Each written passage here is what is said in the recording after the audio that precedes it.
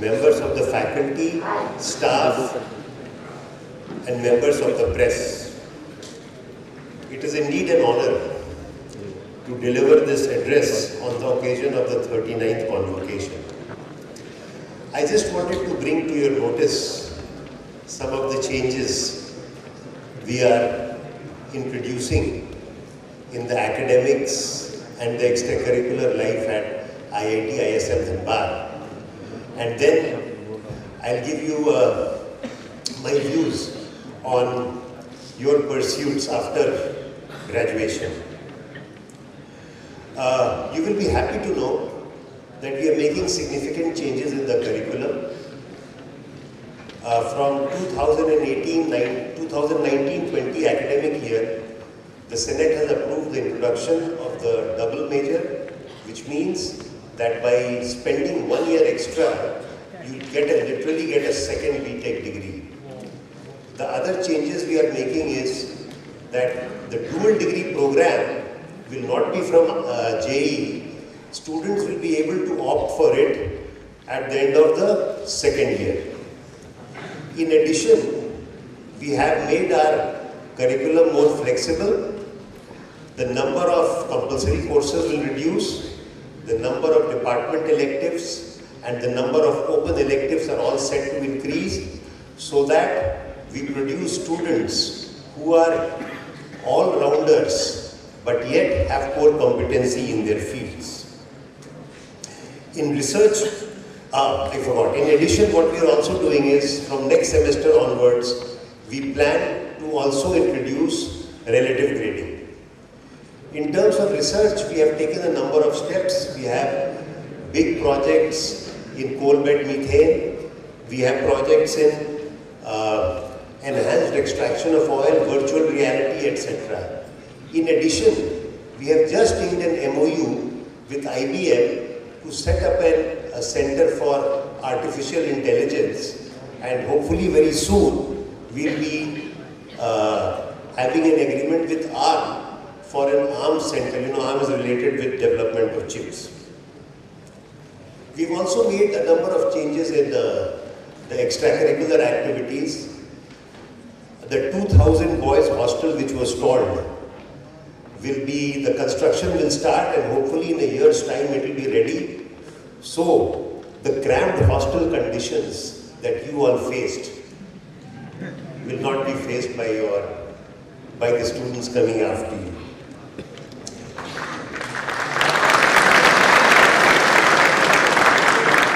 And our idea also here is to provide you enough opportunities to recharge your batteries after a long day in classes and laboratories. So what we have done is, we have substantially increased the funding of all the major clubs, and in sports we have hired 12 coaches, and hopefully we will do much better in the inter-IIT sports competition in IIT.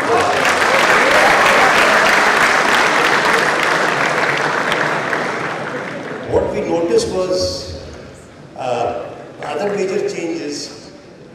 The area in front of the library will be converted into a plaza. All major universities have a plaza, which is the center of all extracurricular activity. So we have, if you go to the library, we're going to have a food plaza in the basement of the library. Then we are also going to have a thela park, so that you don't have to go out of the gate and eat the unhygienic food in the thelas. So we already have 2 thelas there.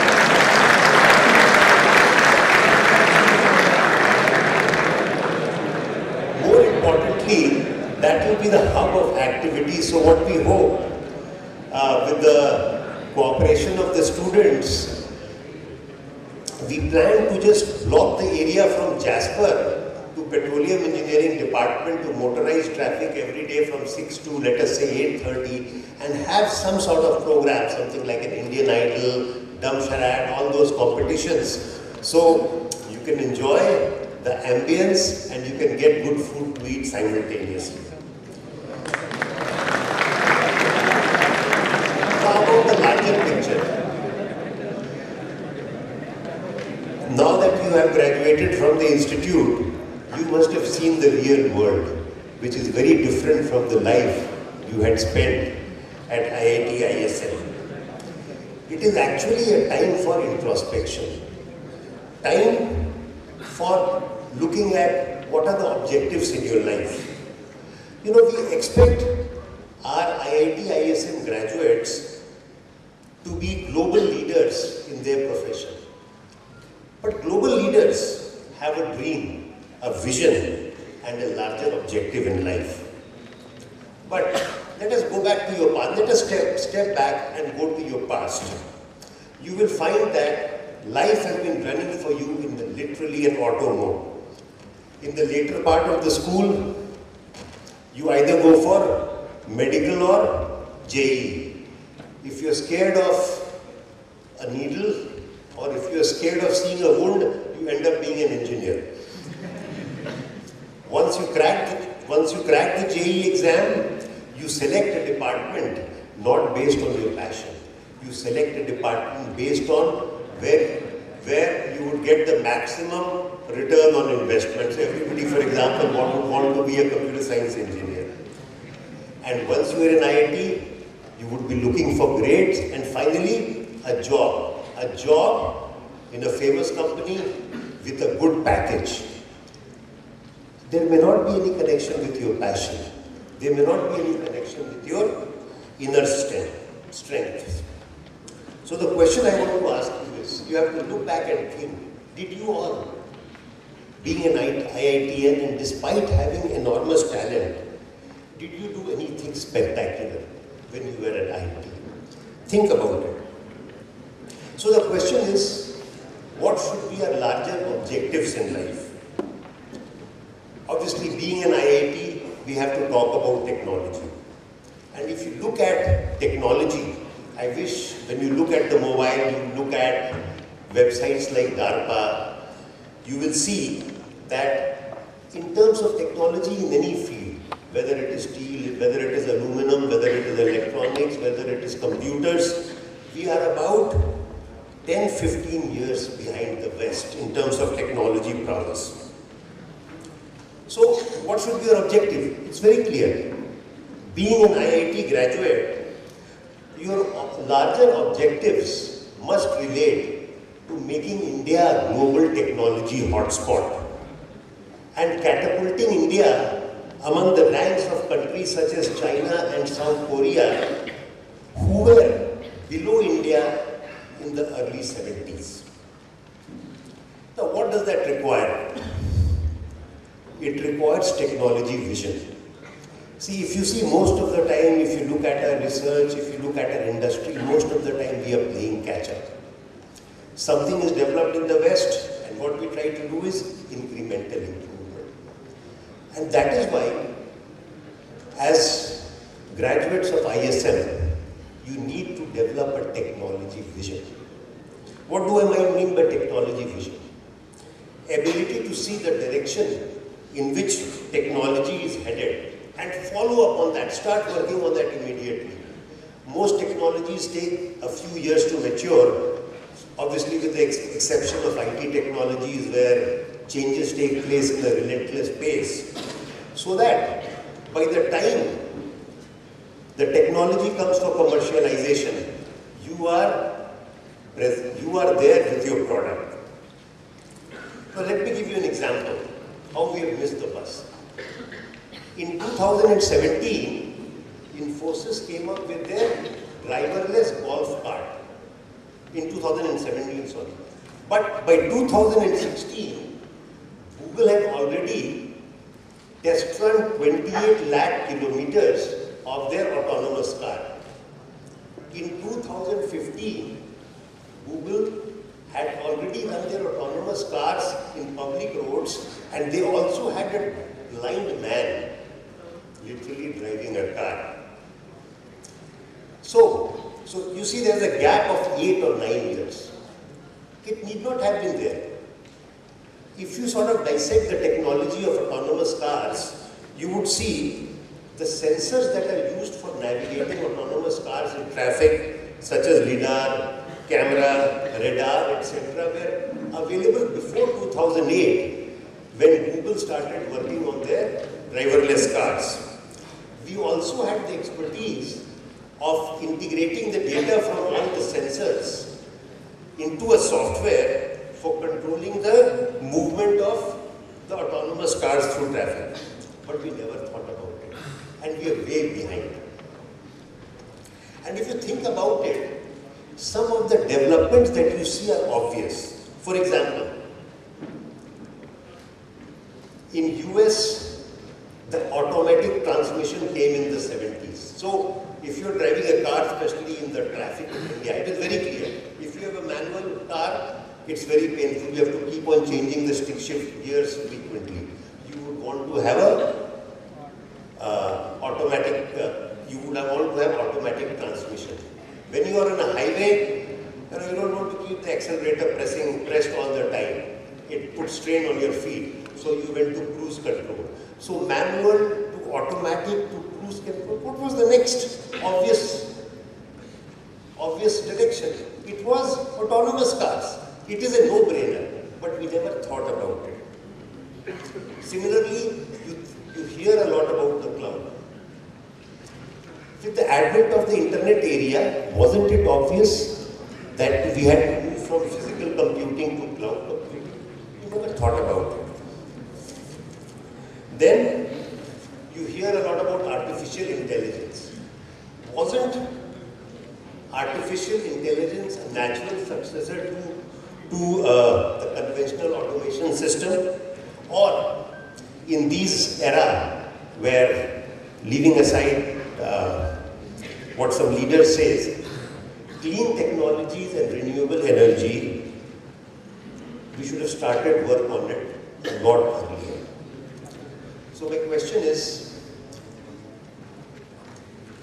our generation missed the bus, but the future is in your hands. You are the superstars of the country. So the question is, how do you become a techno-astrologer? How do you forecast in what direction the technology moves? I mean, we have another famous case of Nokia. Nokia was the leader in cell phones, but they could not foresee the smartphone era.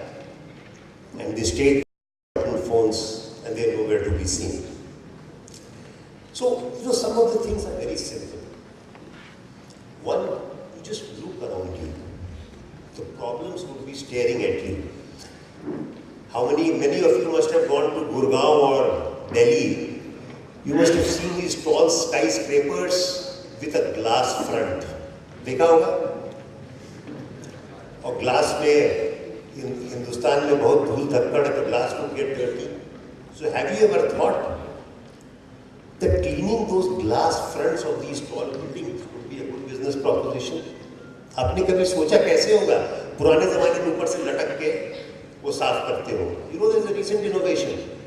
They use drones. Then everybody likes a selfie, है ना? But what's the problem with the selfie? The person who takes the selfie, his face appears very puffed. Not a very good looking face. So some engineers have come up with a drone camera. So there's a drone, a lightweight drone. You can control it very easily. It is connected to your mobile phone through an app, and it can take your selfies from different heights and different angles. So now you see, first you had the selfie, you had it like this, then you had the selfie stick. तो आपको ये सोचना है आगे क्या? आगे drone. There are other issues. You see motorbikes. You hear a lot about motorbike accidents. Helmet से sir बचा लेंगे, लेकिन what about your limbs? What about people sitting behind you who never have helmets? So have you ever thought, how do I make a motorcycle more stable so it does not skid? How do I make sure that if a person, what sort of gadget should incorporate in this motorbike so that when it tips, the injury is minimal? And obviously the other thing is, what do you get when you move about the ISM gate, chaotic traffic. Can you think of a technology which can control this chaotic traffic? You know, it is not possible to put a traffic policeman in all nooks and corners of the country. You see all the accidents in highways. You see the accidents in these roads here. Can you think of a technology solution? It's a mentality. You always have to ask, इसमें क्या कमी है? इसको मैं कैसे अच्छा कर सकता हूँ? This is what you have to do throughout your life. And ये भी सोचिए कि हम और improve कैसे कर सकते हैं? You know, from here to Delhi takes about 13 hours. What's the maximum average train of average speed of Rajdhani is 80 kilometers an hour. Or okay, maximum speed is 125. What do I need to do as an engineer? What technology I should bring in so that the speed increases to 400, 500 kilometers per hour? Or you have heard about electric cars. What is the biggest problem with electric cars? Charging. So remember, so see, it was available. Earlier charging, what happens? We have to charge the battery the whole day. And then Elon Musk came up with a solution. He had these super fast chargers. Also, he had a battery changing station. It was a very interesting video on YouTube where you saw that the battery in a car could be replaced faster than you fill petrol in the tank. So these are innovative. And what is the best way of charging a car? Wireless charging. You have a charging network throughout the road, and as you are driving the car, the battery keeps on getting charged. So, कहना क्या है? आपको सपने देखने हैं. Sapna of the right kind. And see, dreams do matter. I don't know how many of you have read science fiction authors, but what science fiction authors dreamt 50, 60 years ago have become a reality. So things like space travel, Isaac Asimov, if any of you have read it, internet, invisibility cloaks, laser gun, they were all conceived by the science fiction authors. And now they have become a reality.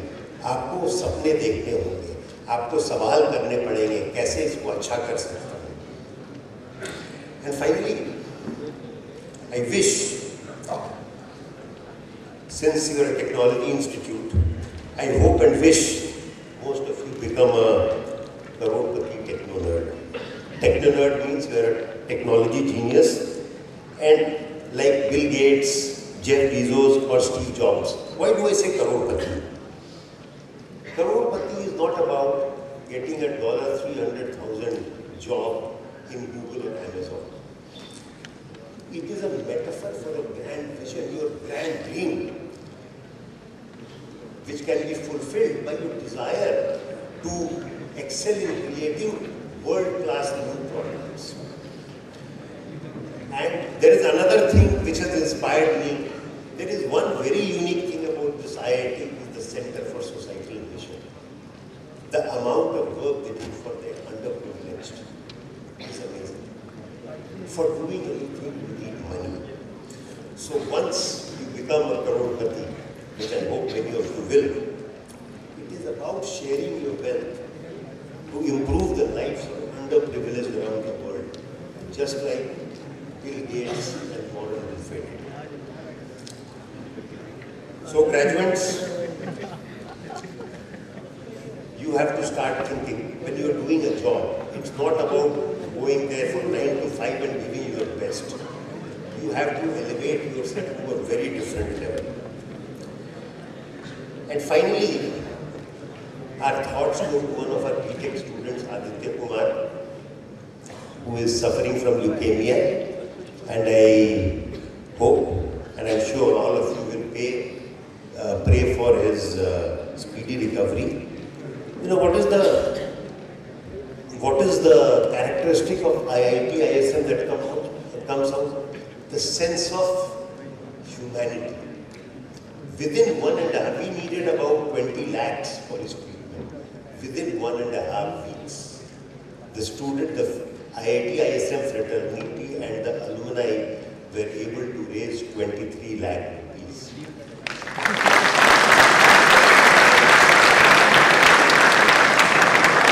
And this is one aspect which makes me very proud about IIT ISM. Graduates, I am sure you will make your country, alma mater and family very proud with your achievements. And when you leave, please maintain a dialogue. My email ID is director@iitism.ac.in. You are the young people, you have been through the system, you know what the drawbacks are. Please let me know what the drawbacks are, but also give me a solution. How should I change things? And I promise you, I normally answer all mails. एक दो दिन का कभी delay हो जाएगा. So I request you to keep in touch. And I wish you all success in your future endeavors. May the force be with you.